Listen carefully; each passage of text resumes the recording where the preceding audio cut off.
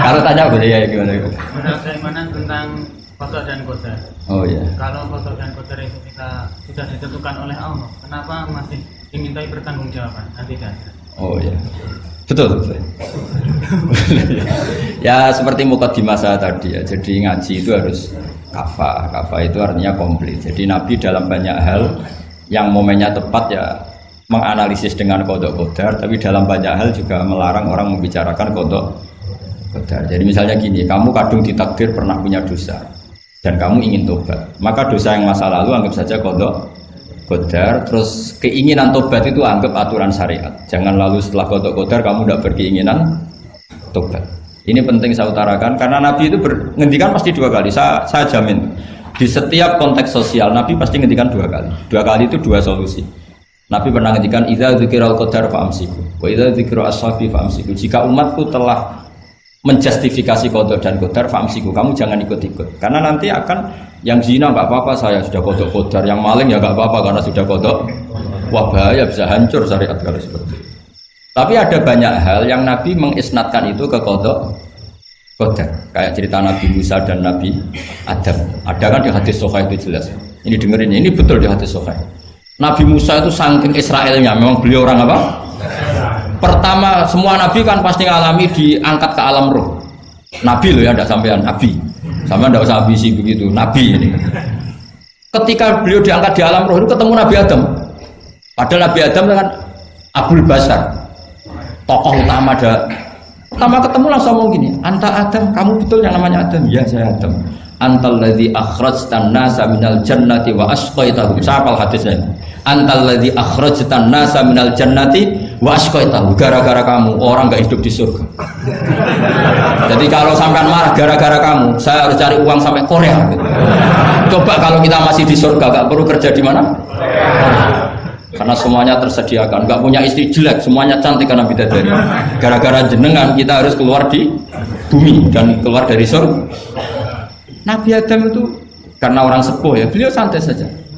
Anta Musa, kamu betul Musa? Ya, saya Musa. Anta kalimu, ya saya kalimu. Anta Sofio, ya saya. Nabi Adam masih muji-muji. Ini pentingnya orang bijak. Jadi kalau sama nanti ngelawan saya tetap bijak insya Allah.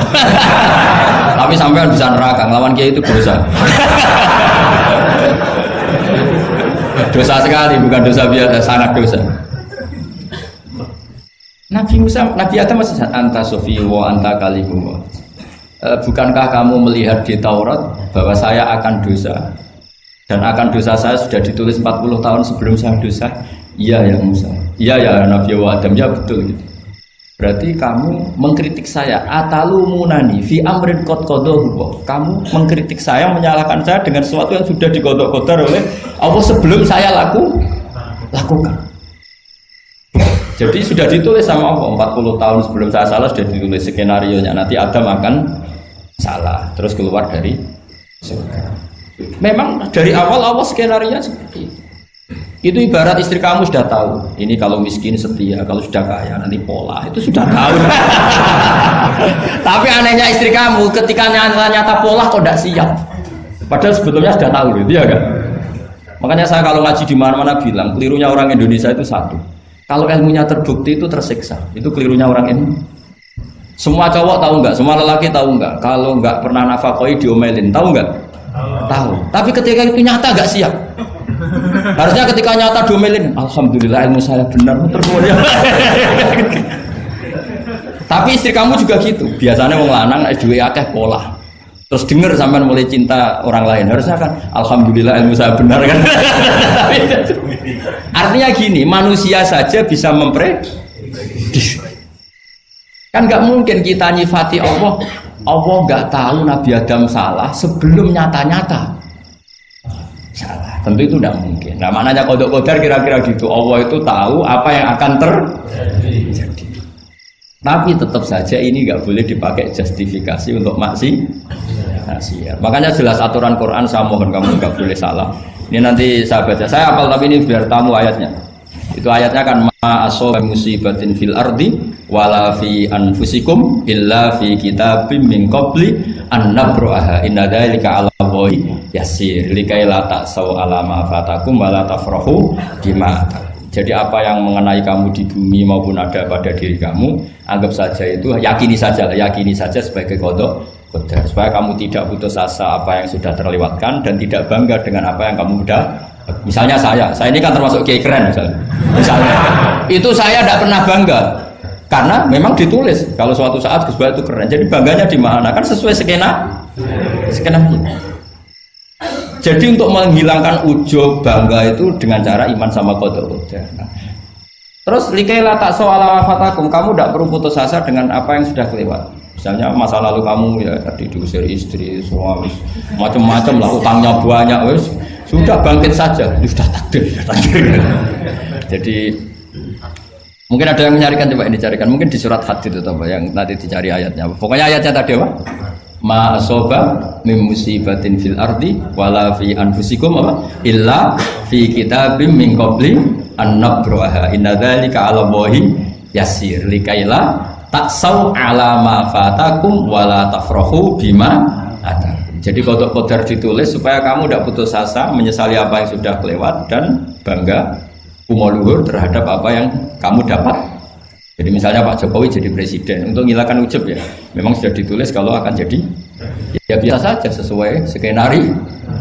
Nah, ya siapa seperti sampean suatu saat tua, terus untukmu coplok, terus dredeg-dredeg, kepleset tigo, soalnya harus senang saja.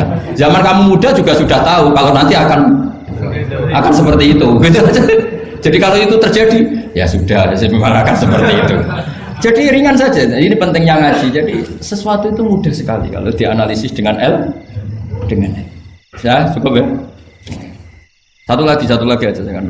Kalau nggak salah itu surat Hadid. Biar ditahukan suratnya. Diumumkan siapa? Surat apa? Hadid itu. Hadid 22. Hadid 22 ya. Hadid 22. Berdiri aja nggak apa-apa.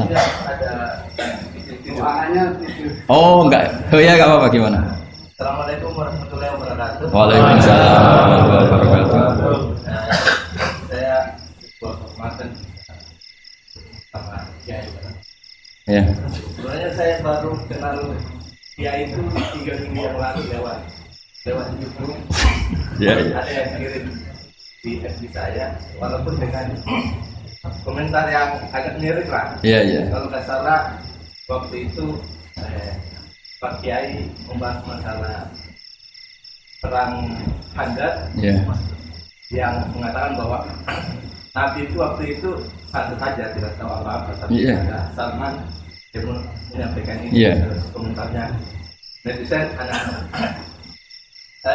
Tapi pertanyaan saya itu bukan itu Pak. Iya gimana? Pertanyaan saya itu saya tertarik. Kenapa cara pasang sokoknya itu ada rambut di? Iya.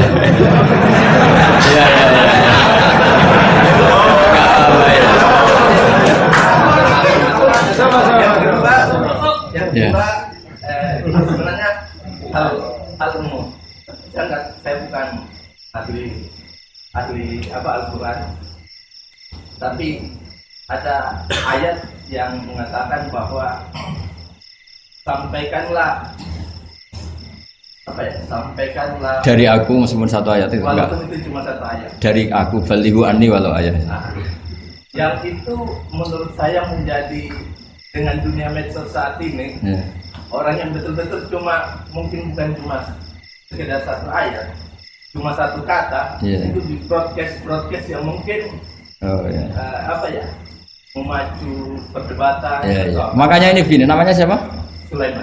Begini saja, ini saya jawab. Tapi ini ringan. Sama relax saja santai. Jadi memang tradisi ulama sama masyarakat itu beda. Jadi kalau Nabi dikatakan tidak tahu dalam konteks tertentu itu malah madh. Madh itu memuji. Karena tadi syaratnya Nabi harus ummi. Ummi itu kan keibu-ibuan. Jadi kalau Nabi tahu itu nanti seakan-akan dia itu dikawal oleh ilmunya. Padahal Nabi itu dikawal oleh nubuah. Ini bedanya Nabi sama ndak. Jadi Nabi di Quran itu biasa ada kata makun tatadri mal kitabu walal iman. Terjemahnya kan kamu tidak tahu. Kanjeng Nabi biasa didhawuhi Allah makun tatadri mal kitab wal iman. Kamu itu tidak tahu apa itu kitab. Tapi itu sifat madh. Sifat apa? Madh. Madh itu memuji. Kenapa itu jadi pujian? Karena Nabi kalau sudah tahu urusan sesuatu nanti jadi ilmu tandingan menandingi wahyu. Lah mungkin netizen nyuwun sewu, bukannya ngeritik, bukannya apa, mungkin nggak paham tradisi ulama itu. Jadi kalau ulama bilang Nabi itu tidak tahu, itu bukan sifat dzam, tapi sifat madh, memuji. Di Quran banyak kalimat makun tadri mal kitab walal iman. Makanya Nabi ketika disuruh baca Iqra ya Muhammad, jawabannya gimana? Saya tidak bisa baca. Tapi bukan sifat buruk, justru bagus.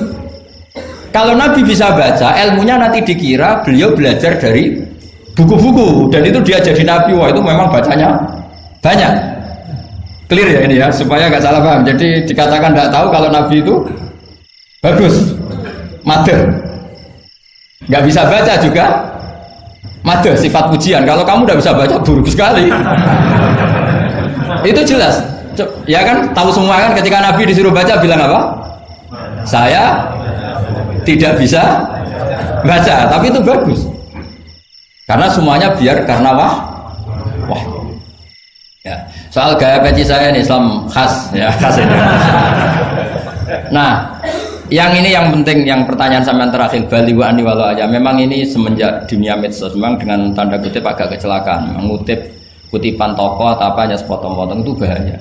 Bahayanya begini, itu bukan hanya karena yang ngendikan tokoh. Meskipun Quran kalau wakafnya salah itu ya bahaya. Coba misalnya begini, ada orang wakaf di depan orang yang paham bahasa Arab. Innallaha la yastahi, terus wakaf ya Pak. Terjemahnya gimana? Allah tidak punya rasa malu.